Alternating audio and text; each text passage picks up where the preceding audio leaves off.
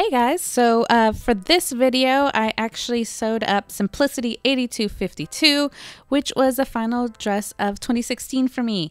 So for the fabrics I actually used a chiffon in this beautiful nutmeg green, and then I used a cream colored viscose crepe.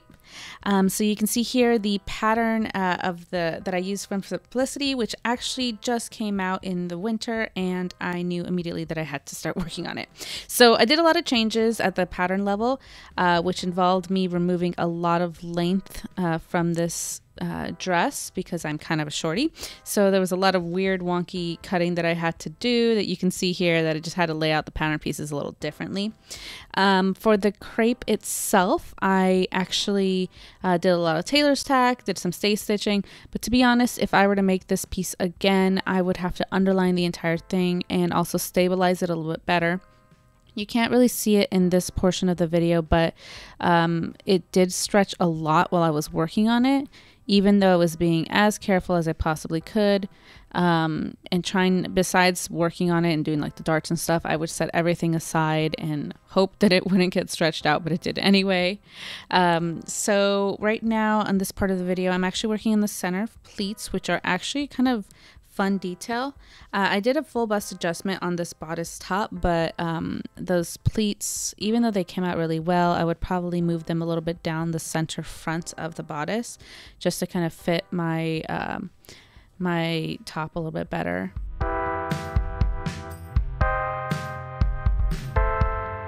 So you kind of see where they fit on me right now, but I probably would move them down just a touch.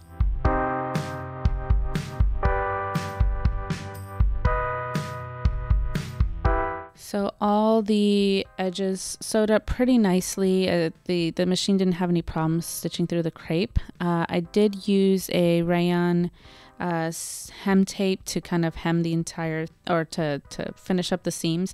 I'll talk a little bit more about that later on in the video though.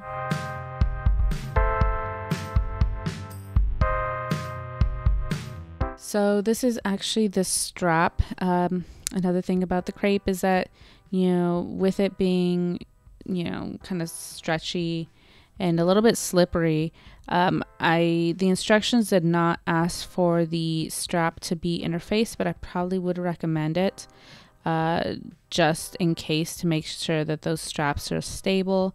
You can see me turning the strap there.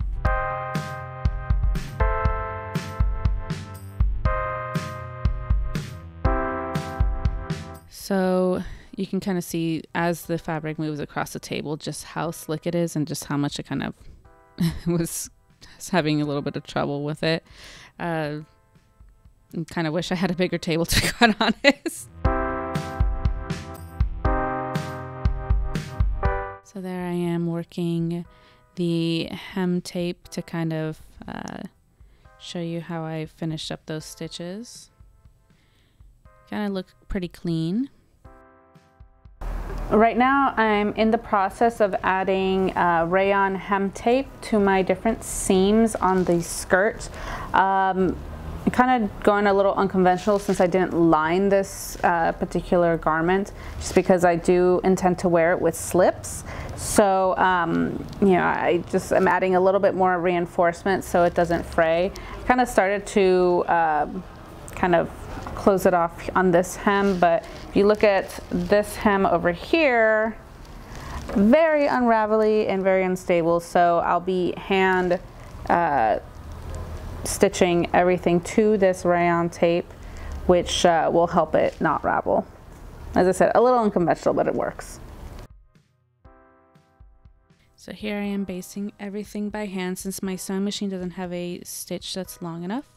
And I'm pinning these skirt pieces to the bodice and sewed everything up here. I probably would recommend putting in some sort of reinforcement at the waistline as well.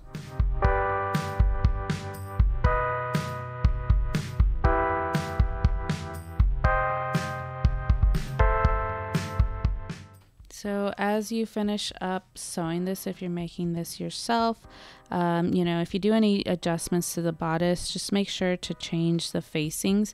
I did not, which is a little unfortunate because now the facing pieces are a little bit smaller than the bodice pieces, so it pulls tightly underneath. I would definitely kind of just double check and redraft that piece if you do have to make any drastic pattern adjustments there. And then you want to go ahead and hang your dress overnight so that the skirt stretches on the bias before you start thinking about the hem. Here I am kind of at least just eyeballing how much hem tape I was going to use.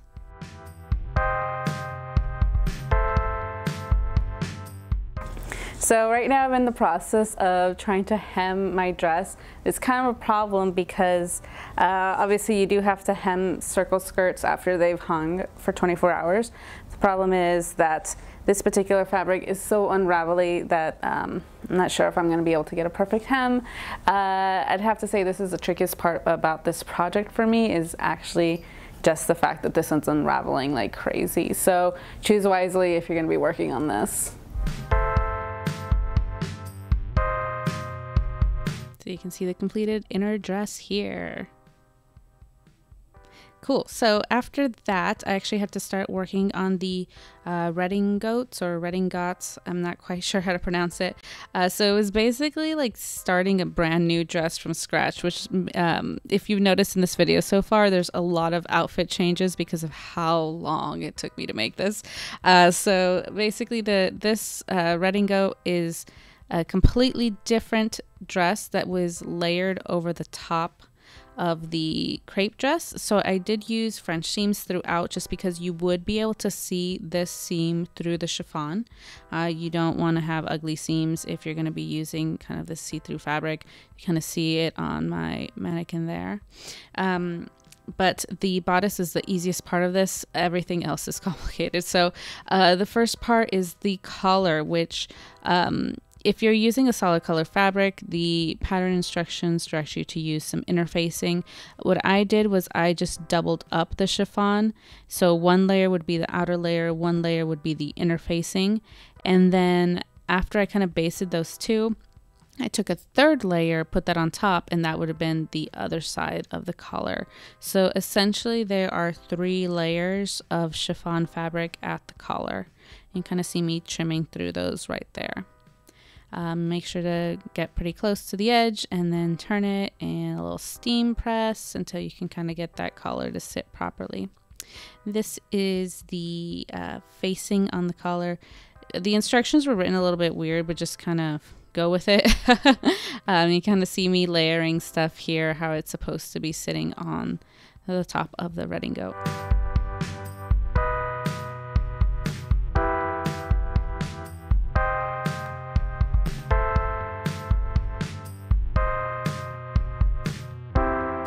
So good steam there, maybe clip into some of the curved edges just to make sure everything lays down properly.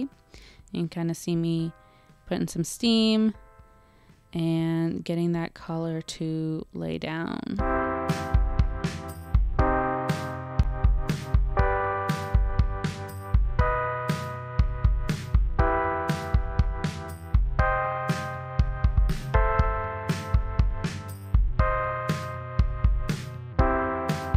Cool. So at this point, I'm almost done. I can see the light at the end of the tunnel. So I start working on the front of the redingotes facing. So basically it was just a quick turn on the front, and I kind of just made this up as I went along. I kind of deviated from the instructions a little bit. I just basically turned it in on itself, did a small seam, trimmed it, did another press in that, and then I basted everything in place just so that it wouldn't move. Same thing with the sleeves. Those ones I kind of changed up the pattern piece just a touch so that I could roll it in on itself. Again, give it another quick steam. Make sure that that sleeve would have that cuff to it. But there is one more flip that I did on the sleeve as well, and you'll see that in a moment.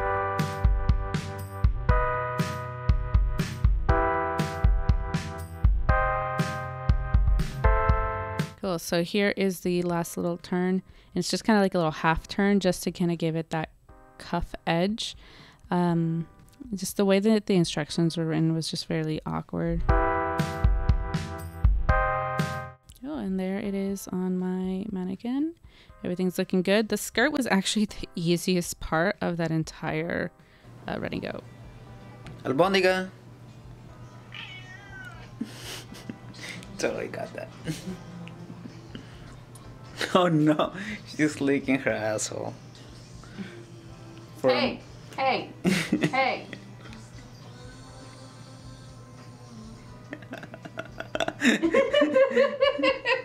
America saw that. The world saw that. The world saw that. That I was jalándole la pata? Sí. Ay, no. Cool, so at this point I attached the skirt to the top and marked up my hem after I let it hang for a long time. It actually stretched a lot, and so you can kind of see I used a catch stick there to wrap it up.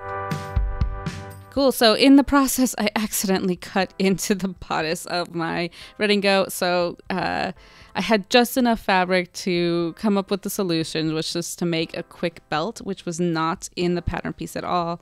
I winged it. I just picked some random measurements as long as it was wide enough to cover that interfacing patch that I put, you know, that I put there, so to try and keep that piece together. It would have been way too complicated to take apart the entire bodice of the redingote and then try and cut out a new pattern piece.